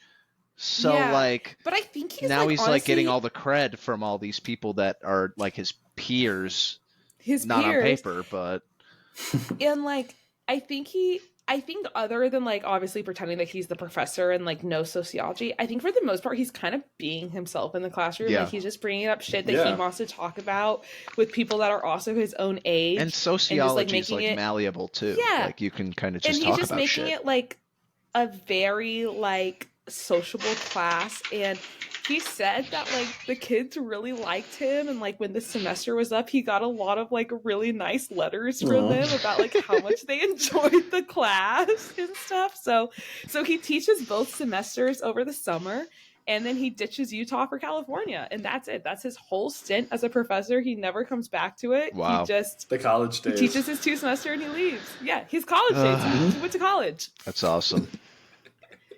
That is so awesome. I mean, it makes you rethink, like, why did I put in all that effort going to school? Yes, but also, like, I know this has been a joke, this whole podcast, but it's the 60s, so, like, It's the 60s, just... and it's not sustainable. Obviously, this is going to come crashing down for him at some point. He only taught 2 semesters, and he's like, I got to get out of Utah before I get found out. And he doesn't say this in his book, but what makes this funnier is I think he's at Brigham Young University. When he probably is. From other like sources that I found, because he doesn't name the college in his book, he just calls it like the Utah College. But from what I've read other places, I think he's at Brigham Young. Pretty sure that was like the only one. So he's just like hanging out with Mormons, yeah, like that's hilarious. Like shooting the shit. Hey, that's hilarious. We don't have any Mormon listeners. They'll believe anything. Maybe that's how it worked. It might. It we probably would like contributed. some Mormon listeners, though. If you're Mormon and you were offended by that, please send us some hate mail. I will appreciate it. Want In the hate mail comments. so bad. In the comments, hate comments, dislikes, email us at thispodcast@gmail.com. I would love to read your hate mail. Okay, so he's in California. And he decides he's going to up his game in the fraudulent check business. So this is where the whole check situation really takes off. Before they're really petty schemes. He's just writing bad checks. So it's been a few years since his bad check writing phase, but he had only been they call it a paper hanger, which is writing checks that have insufficient funds to be filled. So that's what he was doing before. And he realizes that the penalty for writing a worthless $100 check is the same as a $5,000 fraudulent check. So he decides that he's going to start writing payroll checks, which is basically like your company is giving you what you're owed in payroll as a check, and then you go and you either deposit it or cash out your check. Yes, right? your paycheck. Mm-hmm. Yeah, it's an actual paycheck. Yeah. Yeah. Well, So he decides, Kayla, they used to be physical checks. That was just It's what a the paycheck 60s. was for a while. It's the 60s. yeah, I'm going to drink every time we say differentiating that now. drinking game, drink for it's the 60s. So, I mean, I'm more just differentiating between he was using personal checks before, he's upping it to payroll checks. Got it. So, which obviously he can like have a higher amount for because it would be part of his salary. So he starts with a blank checkbook that he purchases from a stationery store, and then he rents an electric typewriter. He finds more Pan Am jets with logos on them at a hobby shop, and press-on magnet tape numbers from an art store. So like I said before, he's an arts and crafty DIY queen, and he's going to sit around and do his little crafts. Mm-hmm. So he makes his little crafty Pan Am issued checks. And then he goes into the bank in his old Pan Am uniform. He's back in his pilot era. And he cashes his fake payroll check for $568.70, which is a 2024 equivalent of just over $3,000. So he is upping his profit scheme. Basically, he's making 3 times as much money now as he was when he was just writing bad checks. Mm-hmm. And Frank said that he wasn't necessarily thrilled with the final outcome of what the checks looked like. He was like, they didn't necessarily look perfect, and I didn't necessarily think that people were going to think they were real. Mm-hmm. But he said, quote, "It's not how good a check looks, but how good the person behind the check looks that influences tellers and cashiers," end quote. So again, this is back to, it's just how you present yourself just how you present to the world. yourself. Yeah. Exactly. Yeah, if you're wearing your Pan Am flight, pilot's uniform, and you hand me a check that says Pan Am, still got that. I'm probably not looking that he's close. Still carrying that around. Yeah, does he bring his For a rainy all day. of his disguises, all of his personas with him? Disguises. His personas. Yeah, you imagine going home with a guy and he has like a pilot's uniform. Oh, don't look in there. Scrub. Don't look in there. Don't look in there. It's like a chef's hat. You're like, you told me you were a sociology professor. I'm waiting for the chef to come around. His stint as a chef. As a Michelin star chef. He hasn't gone to culinary school in a yet. Michelin star restaurant. Mm-hmm. That's crazy. So he goes on to pull this same payroll check scheme at every bank in Eureka, California. But Frank makes one critical mistake in California. And this mistake is so stupid considering how smart and meticulous he's been up to this point. So he meets this guy at a restaurant and they start chatting about old cars and stuff. And he said basically whenever he wasn't running a scheme as one of his other personas, he was always himself. He said he never lost Frank Abagnale in the whole thing. He said for the most part I was Frank Abagnale, and when I would meet people, I would just talk about my real life and talk about who I was. So he meets this guy and he's talking about the old car that his dad had bought him and stuff, and how he fixed it up and whatever. And this guy's also fixing up a Ford, and they're talking about they're bonding over their little car shit and whatever men do. And so he's like, "Oh, could I get your phone number, your mailing address, and I'll send you some photos of my car at some point when I fix it up."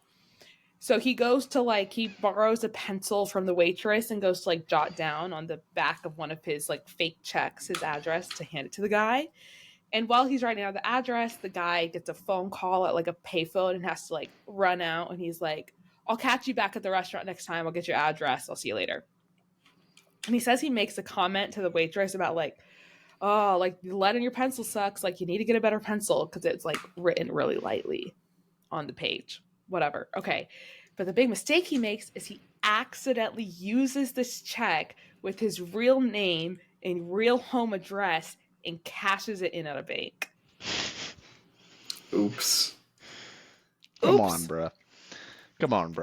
Said when Really? he realized, yeah. And I think he chalks it up to like he got caught up with a girl and was like on a high and like forgot about the whole encounter. It's always a girl. He was probably this is what I'm imagining. He like left that check on there and like didn't erase it or whatever. And then he's like at the bank and he's like filling out a check. And it would be weird to like rip the top one off and like go to the second one. And he's like flirting with the girl behind the glass and just like doesn't notice it and just like hands it to her. And he said he would always kind of like he would always like choose like a young looking girl and like always talk her up a little bit so that she wasn't like paying that much attention and whatever. Like it was all part of his like ruse. And he said like, he like realized this, that he like had written on the back of a check and he's like, there's no way I give him that check or whatever. And he's like, no, because that was definitely the top check. And he's like starting to put it together that he must have like cashed that check to someone. And it has Frank Abagnale Jr. written on the back and it has his dad's home address in New York. And like, they're like, obviously they're going to put this whole thing together. Right. Mm-hmm. So he realizes this mistake that he makes and he calls the bank about the check. And he doesn't say that it's him, obviously. He calls the bank and he is informed that the check has been marked as fraudulent and the FBI have been notified. Oh, boy. So, but Frank does what he does best. And he's at the bank within 5 minutes, dressed in a blue business suit and playing the part of Bill Davies, an FBI agent. Oh, you're joking. No, he's on to what persona is this now? Persona 4? 5. He is now an FBI agent. No, Persona 5. We've got airline pilot, doctor, lawyer, professor. Professor. That's what I was forgetting. Agent. That's what I was forgetting was the professor. FBI agent. And he is able to very easily retrieve the check from the clerk. He's like, I'm here about the check. I need to collect it for evidence. And even the girl is like, we need to have a copy of the check for our records also. And he's like, of course, no, obviously that's standard. No, and he's playing the part. He's like, of course, obviously that's standard protocol. Do you guys have a Xerox for me? Obviously we need the original. We're the FBI, but I can make a copy for you guys to keep. She's like, yeah, there's our machine. And he goes and copies it for her, but he only copies the front of the check, and she doesn't say anything about it.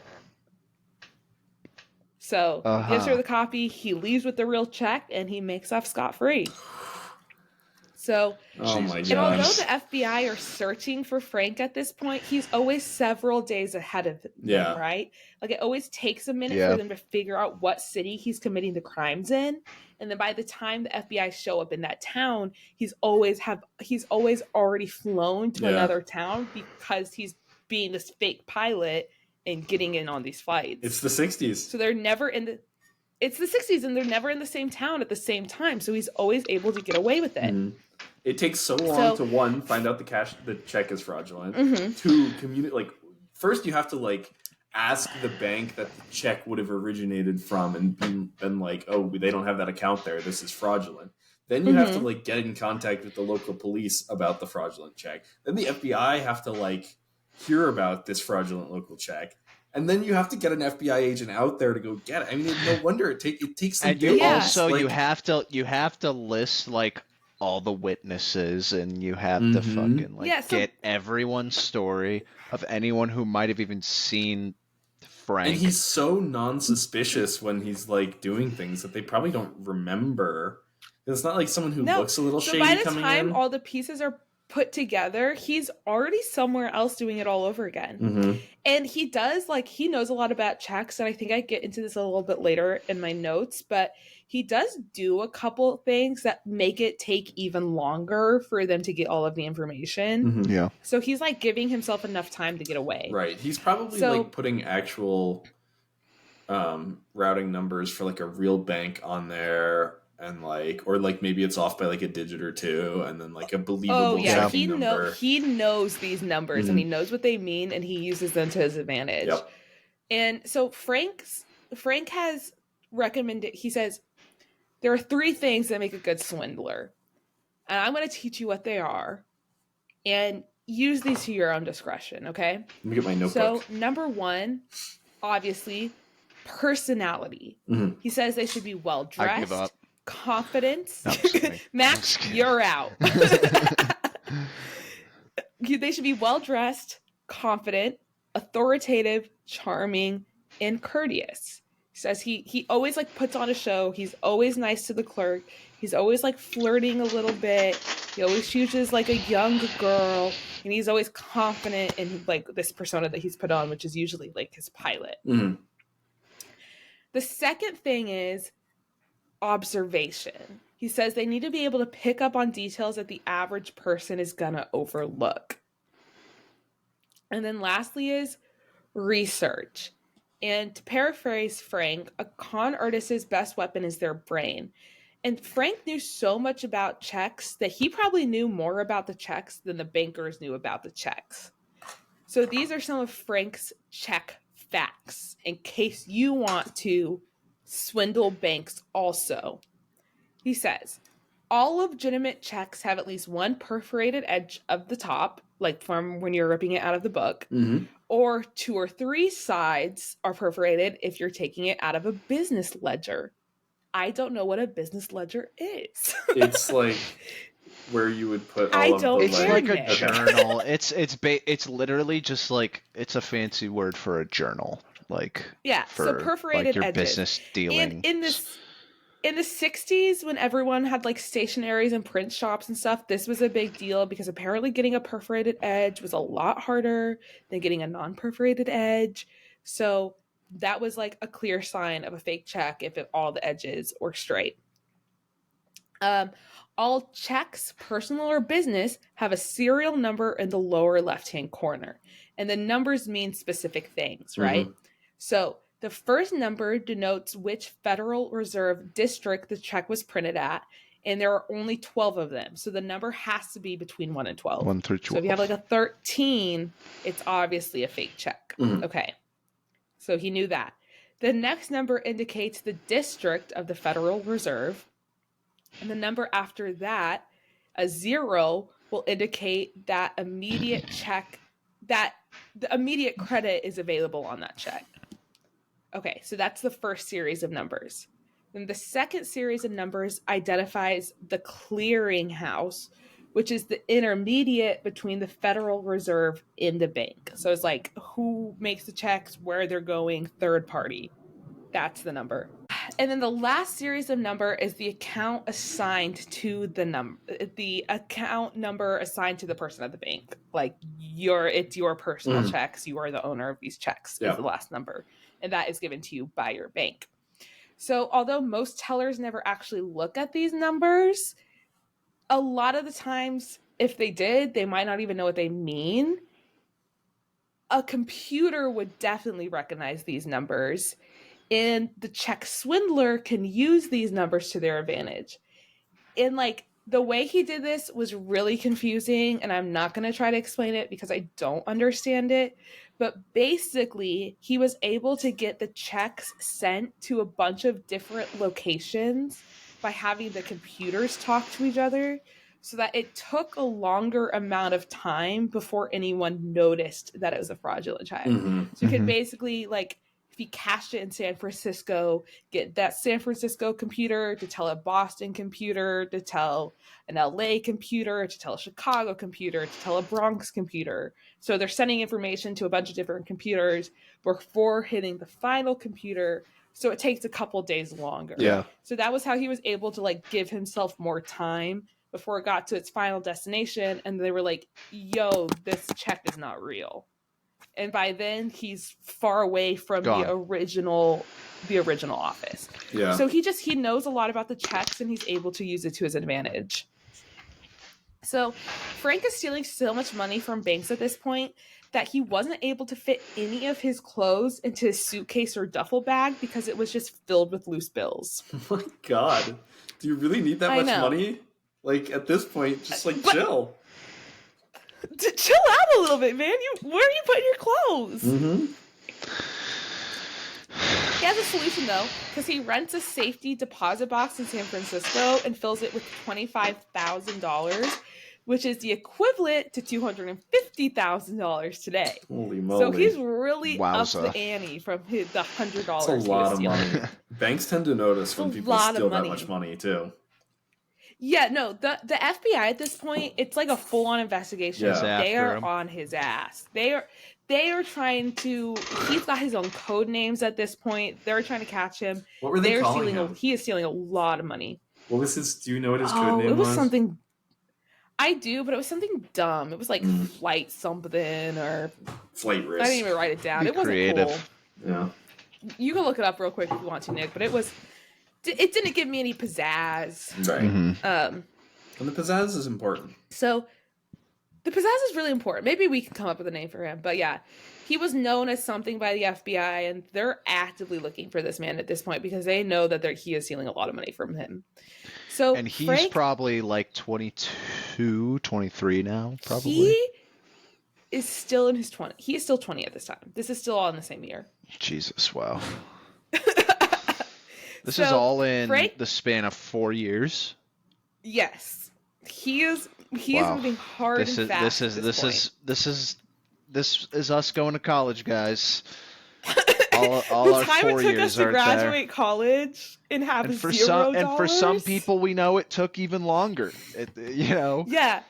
In the time it took us to have $0, he had so much money that just $250,000 of it was in a safety deposit box, and the rest of it was in his suitcase and duffel bag.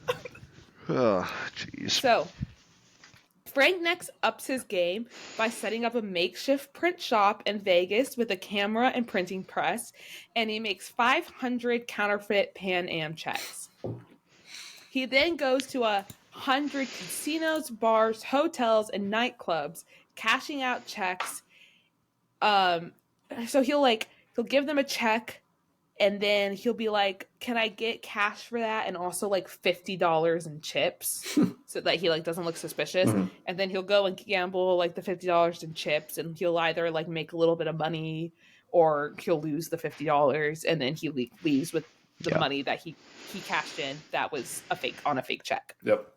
He ends up leaving Nevada with $39,000, which is the 2024 equivalent of $382,000. I was close. And I was close. Yeah, it's pretty much like you add a zero at this point is what the ratio is. Wow. And he leaves with $382,000 modern day dollars and a rental Cadillac. He then makes $5,000 in Salt Lake City, $2,000 in Billing, $4,000 in Cheyenne, and $18,000 in Kansas City before heading to Chicago. Wow. He at this point he hops the border to Mexico under his pilot ruse, and he's able to obtain a temporary passport to Europe.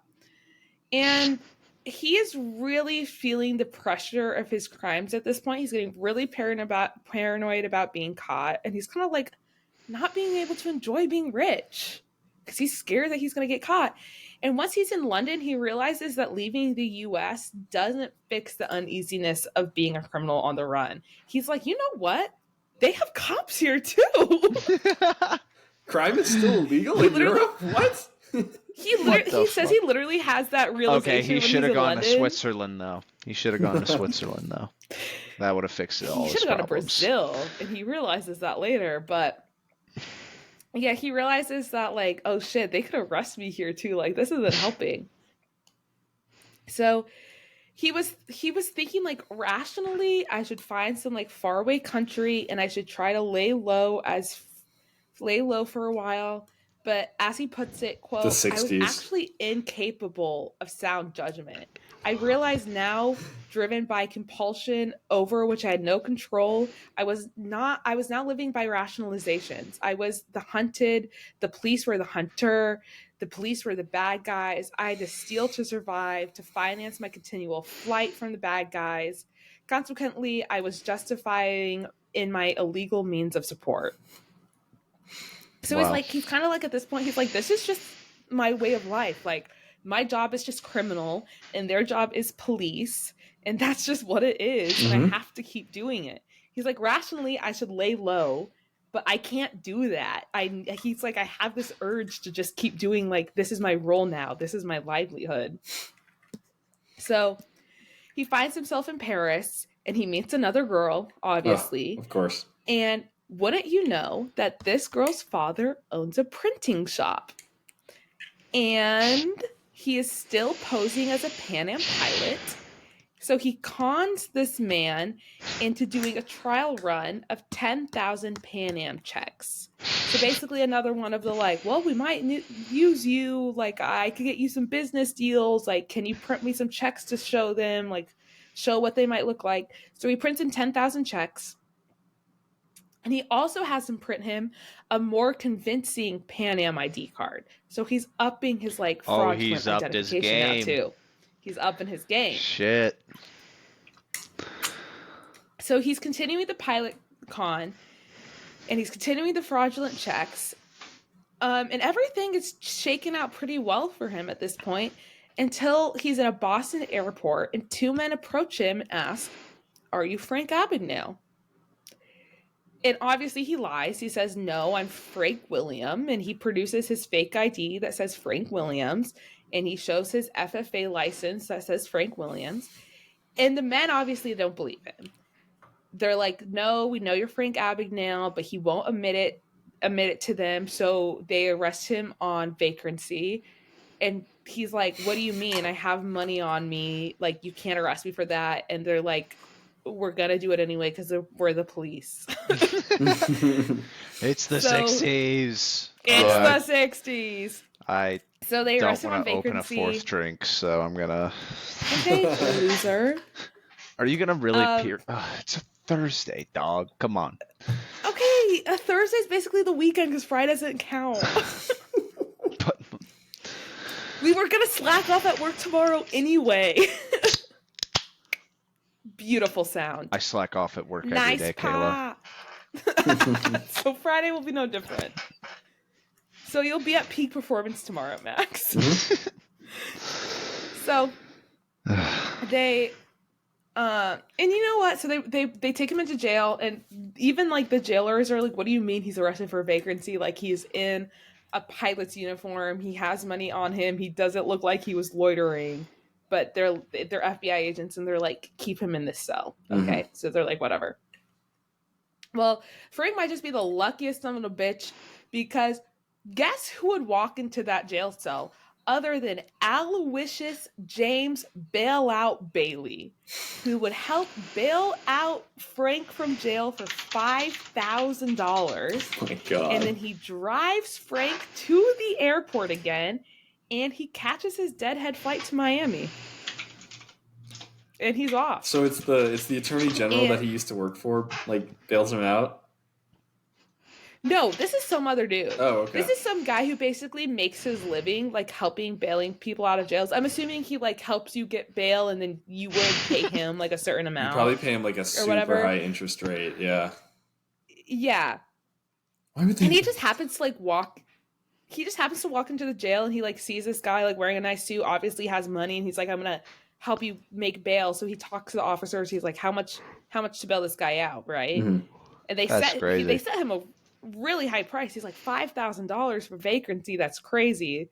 Because obviously, like, there's some other shit going on that they don't know about. Vagrancy is like being homeless. But, like, you wouldn't put a $5,000 bail on someone who didn't, like, have any money. But he doesn't question it. Frank is obviously able to pay it. He writes a bad check to pay his bail. And No then, way. and then Aloysius James Bailout Bailey drives him back to the airport, and he deadheads another flight to Miami. That's incredible. The FBI Wild. agent then shows up into the Boston jail the next morning looking for Frank Abagnale because they're looking for this guy, only to hear from the sergeant of the jail that he had been bailed out at 3:30 that morning and was gone. So Frank, however, he doesn't actually leave Boston. He's supposed to get on this Miami flight and get the hell out of town. But he's got one more con to pull in Boston before he goes. One more caper. One more to get him. One more to get him. So he cons his way into being issued a security guard uniform, and he buys a replica 38 6. and rents a station wagon. He then posts up in front of the Bean State National Bank Airport branch, and he has a sign that reads, "Night deposit vault out of order." And wouldn't you know, 35 that is the people most drop Looney bags and Tunes envelopes. ass. That is the He's most Looney he Tunes basically makes ass. a sign that says "Money here, please." Yeah. Money here, please. Holy shit, dude. Why do I feel like this would still work? It probably would. No shot. No shot. No Well, shot. I think Yeah, people are so- smart enough these days, or at least To be like, not as trusting because I we know honestly, I about- think it all traces back scams. to the internet. Like, yeah. people are so jaded. Like, It people is a can't- yeah, like, and no one's, I feel like, sad. just dropping money, No into one's the doing container and that. leaving. But No one's So dropping 35 money at banks anymore, you know? Yeah, No, people don't exactly, really like but- use They're all cash just very like, oh, much. direct deposit. Mhm. You know? Like, so 35 no one's even... people drop bags and envelopes into the container that night. He collects so much stolen goods that he can't pick up the canvas bag and put it into the station wagon. It's too heavy. And at this point, 2 police officers spot him struggling to get this bag of money into his car, and they help him lift it into the car. Oh my god. I was thinking that in Because my he's also head. dressed as a No. police officer. I was thinking that in my head. I was like, Security no guard. way. Security she's gonna guard, say okay. that they're Sorry. about to help him. There's a difference. She's totally gonna say that they're about to help him put it in the car. I was Isn't literally... there like a SpongeBob bit where they do that? I mean, he plays it off really cool. He's like, "Oh, this damn hydraulic press is out again. Like, my damn luck." And they're like laughing about it, and they're like, "Oh, we'll help you, man," or whatever. And they help him lift it into his car.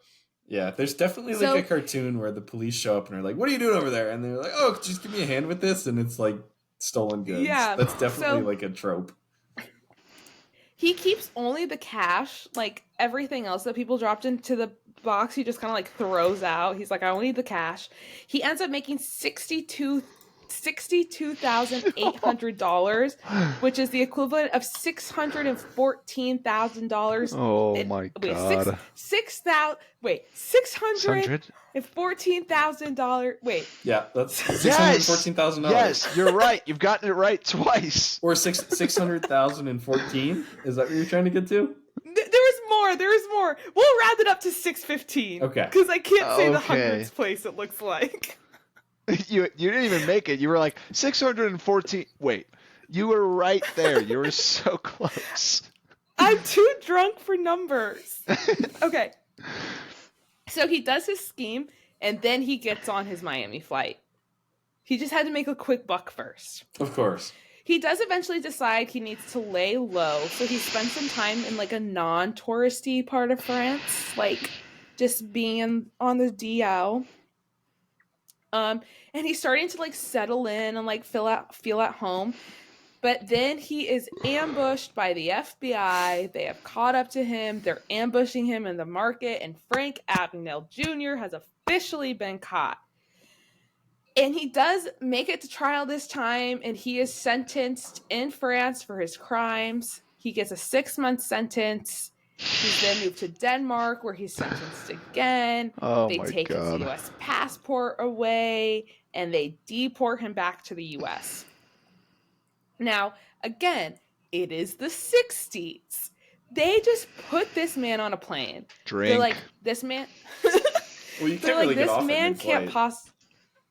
Exactly. They're like, we're going to put him on a flight, And then when he lands in, I think they're going to Kennedy Airport. When they land there, the police will be at the gate and he will be in their custody. Okay. No, so he's placed on a flight to New York. I can see one issue with this. I think back Don't ruin it. Can I just take a guess though? Take your guess, Nick, because I feel like it'd be crazy if you got this right. So back in the 60s, right, you didn't really have planes that could fly all the way across the Atlantic in one singular leg, right? You had to do a lot of stopping to refuel the plane. And I'm guessing that they probably had to stop in Iceland because that was a pretty common stop, or somewhere in northern Canada. They might have had to stop. I don't know that for sure, but that will not come into play here. Dang. I thought he was just gonna walk off the plane in Iceland and not get back on. Literally, I that's where I knew you were going. Honestly, that would probably have worked. That would probably have worked too. He's just a little bit more creative in his maneuvers here. So, he's placed on a flight to New York, and the FBI is going to be there to put him in custody when he lands. Okay. But his flight experience is going to come into play here. Now, he was never actually a pilot, remember, but he flew on a lot of planes, and he had been to a lot of airports, and he knew a lot about them at this point. And he knew that they would be landing on Kennedy Runway 13, and it would take about 10 minutes for the plane to taxi to the terminal. So, 10 minutes before the pilot approaches their landing, Frank goes to the bathroom. He then removes the toilet from the plumbing unit to reveal a 2-foot hatch that was used to service the aircraft when it's on the ground. So basically, if you're servicing the airport, you could open it from the bottom, and there was there's 2 feet in between the mechanisms of like the plane and the outside world. Okay, cool. I was wrong. They could fly. I believe they could fly nonstop across. Yeah, they were able to fly nonstop transatlantic flights by then. Dang. So maybe they did fly directly to New York. So he's in the bathroom 10 minutes before the landing.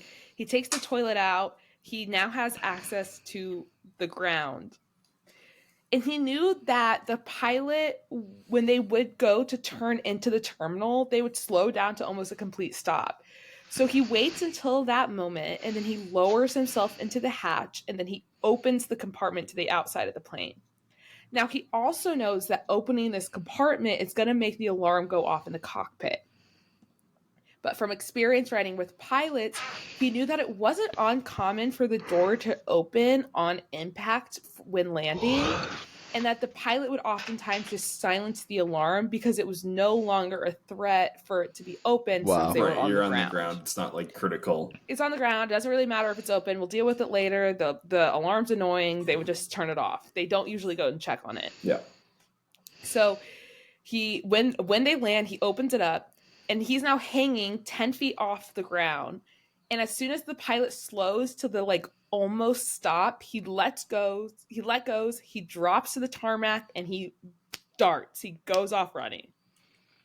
Damn. And he leaves the FBI astounded. They're like, how the fuck did he disappear? Until they go and they investigate the bathroom and they see how he escaped. There's a hole in the plane. There's a hole in the plane. He fucking jumped out. Drake, where's the prisoner? Drake. They lost him again. He's bamboozling the FBI left and right. He's making them look so dumb, and they're getting pissed. So I'd be pissed he then as well. runs to the Bronx, and he runs to the Bronx. He sees again an old girl that he had stashed some money and clothes with. He gets the money. He leaves her some money for the trouble. It's been so long, babe. I missed you so much.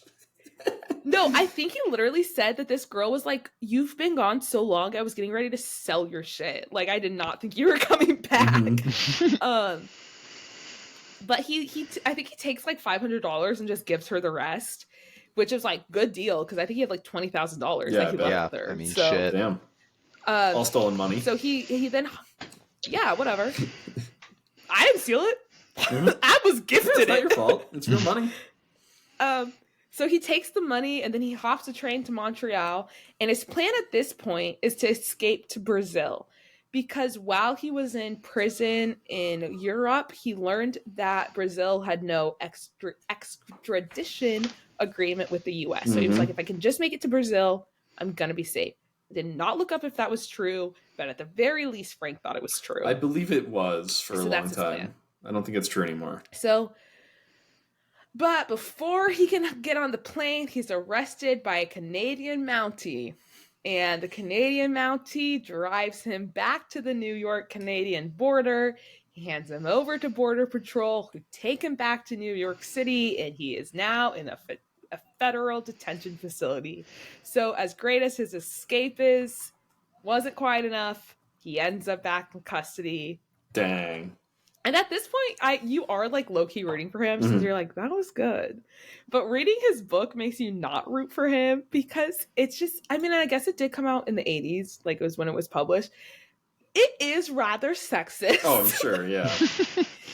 It didn't age great, so it does help you not root for him when you read it like from his point of view. And he does just sound like so... I wouldn't necessarily say like, what's the word? I want to say narcissistic, but not in like a clinical sense. Just like he's definitely full of himself and like, I feel like you kind of have to be a little bit, right? In order to do all this. Yeah. You have to kind of think you're the greatest. Yeah. Well, also, I mean, and to be honest, he's very proud of himself. And to be honest, like even to like, you know, I'm not a confident person. Someone who is that confident, like you have to be like, I mean, not even like you said, not in the clinical sense or anything, but like you got to be a little narcissistic to be able to pull off faking 6 different professions to, you know, you got to believe you can do it, and like right? Bamboozling the FBI left and right. Yeah, literally. Like you gotta think you can do it to do it. But all in all, he doesn't quite get away. He doesn't quite make it to Brazil. They do catch him. He is officially in the FBI's custody. 2 months later, he's taken to the Fulton County Jail in Georgia to await trial. But poor Frank, he doesn't really like his time in jail. The Fulton County prison, it's not great. Poor guy. And he hears another prisoner make like a sly remark that the only decent place is the hospital. So he makes a phone call from a payphone as Dr. John Petsky and claims that Frank Abagnale Jr. was one of his patients. He's a severe diabetic and should be confined to the medical ward. So he is transferred and he gets to spend the rest of his time in Atlanta in the hospital. Good for Frank. A week later, he's transferred to the Federal Detention Center of Atlanta. Well, in the detention center, he's able to pull off his very last con. You thought it was over. It's not. He's got one more in him. He's like stealing cigarettes now. He's like Tom Brady when he won the Super Bowl. He just can't quit. So his very last persona, his last fursona here, he poses as an undercover federal agent, and he is a prison inspector. And it kind of falls into his lap, just like the time period. There was a lot of prison inspection going on, and how he ended up in the detention center was kind of weird. They didn't have like all the full documentation yet, so they kind of just assumed he was a prison investigator, and they make a comment like, "You're the investigator, right?" And he's like, "I am. No, I'm here for." No, he literally he tells them the truth. He goes, "I'm here for white collar crime." And they're like, yeah, sure, okay. Because obviously you're supposed to lie. So they're thinking he's an inspector.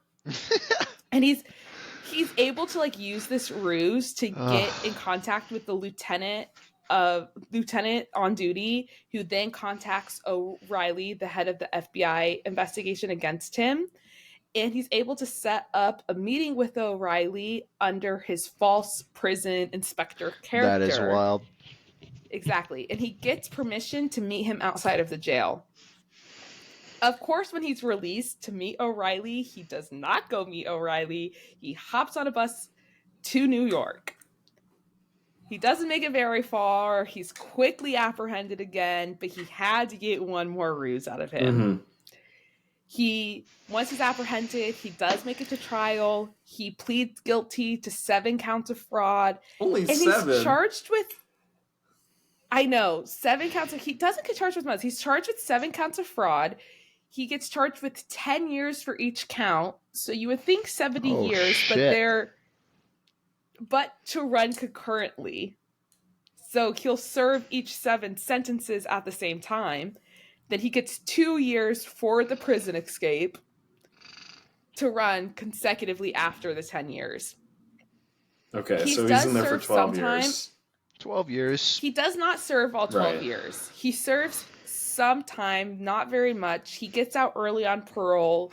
He then works some odd jobs trying to get by. He's not making very much money. So here's his last plan. He's going to keep it all above board this time, right? He's done breaking the law. He approaches his parole officer and convinces him to help him get in contact with the bank director. He then convinces the bank director to let him give lectures to his employees. He says, if you don't like the lecture, pay me nothing. If you find the lecture useful, you'll give me $50.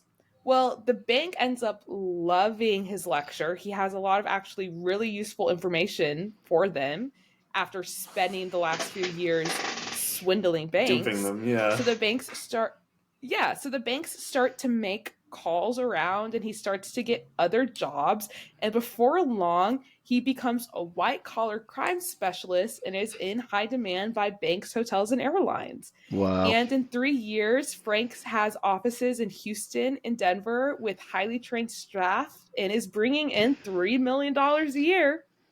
Damn. So he does making money off of being a criminal. He becomes a white hat hacker. He did it, bro. He cracked it, bro. Like, and that's kind of the end of the story. That's he crazy. is able to turn this into a business. So I'm going to leave you with this last quote from Frank to round us off. He says, "Actually, I haven't changed. All the needs that made me a criminal are still there. I have simply found a legal and socially acceptable way to fulfill those needs. I'm still a con artist. I'm just putting down a positive con these days as opposed to the negative con I used in the past. I've simply redirected the talents I've always possessed. Today, if I walk into a crowded room and wanted to impress the people therein, I can impress them more by saying I'm Frank Abagnale, the imposter, than if I were the old Frank Abagnale posing as a pilot, a doctor, or whatever." Be yourself. That's the end of my story. That's what we've learned tonight. That's what we learned. You're the most impressive as yourself. That's insane. I love that. Do you know the terms like white hat and black hat hacker, Kayla? No, I don't. Okay, so basically, like a black hat hacker is like someone who hacks for nefarious purposes. A white hat hacker is like somebody who is hired by businesses to attempt to hack into your systems and stuff, so that you can identify where those weak points are and fix them. They're like cybersecurity people that like specialize in hacking, but like do it legally and get paid to do it by the company. Yeah, he basically became that. I mean, that's basically what he did. Yeah. Literally what he's doing. He was like, I can help. Like, I have valuable information because I'm the guy fucking you over. So here's what I was doing. I've been scamming you out of thousands of dollars for the last, 10 years. Let me teach you how to not get scammed. Brilliant. Yeah, so I mean, he did spend some time in prison, and like his time in prison wasn't great. And I kind of skipped over his time in like the European prison, but he does have he has like a 6-month stint. And he serves like 5 months of it, and it's like pretty brutal. He's basically like tortured and not fed and like naked and like in a hole for months until they like find him and like get him out. But overall, he probably broke the French law like too, right? That's probably why he had to serve there. Yeah, like, and he was in like some small town, like small city that had different legal codes, and like he wasn't treated any differently than any of the other prisoners there. It was just a really shitty prison, and he got really sick and had like lice and fleas and like lost a bunch of weight and like was covered in like shit. So it wasn't a great 5 months of his life. But I think all things considering, it worked out pretty well for him. Yeah, honestly. And it could have been really bad, like especially when he was posing as a doctor and as a pilot. Like people could have gotten really hurt, and I think he just got lucky that no one did. But yeah, that's Frank. Frank Abagnale Jr. Yeah. So now you'll have to go watch the DiCaprio movie and see if it I lives guess up. so. Wow. All right. Well, that was a podcast. Yeah, that was the podcast. That's crazy. Thanks for listening, everybody. Where do you even Yeah, go what from do you that? think, Max? How'd you enjoy yourself? Wait, No, before we literally, get there, like, remember to I'm- follow us on Instagram. remember to follow at This YouTube, Podcast Counts on TikTok. Instagram. Yep. You're on TikTok too. Spotify. You haven't shown up in my For You page. Well, personally okay, on yeah. TikTok. We're not actually on TikTok. Spotify, wherever you get your podcasts. So, okay.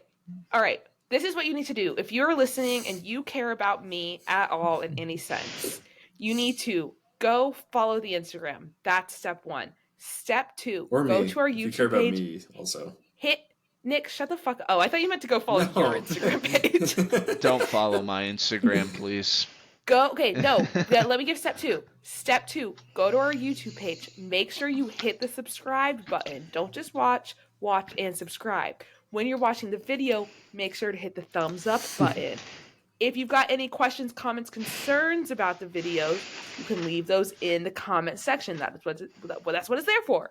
Now, if you're listening on Spotify or Apple, what you're going to want to do is you're going to want to make sure to 1, actually follow the podcast. 2, rate it 5 stars. 3, leave a comment. Step 4, write me an email at thispodcounts@gmail.com. Nick, anything to add? That's it. You killed it. Okay. Thank you, Max, for joining us. Thank you guys for having me. That was really like, you guys went really like slamming the book on the table, at the end there. But yeah. We've got a 2-hour recording limit. Holy shit! It's been 2 hours. Do you have any shout outs you want to add, Max? Me? No. Shout out anyone who went to college with us, who's probably going to be on this podcast one day. Boiler up!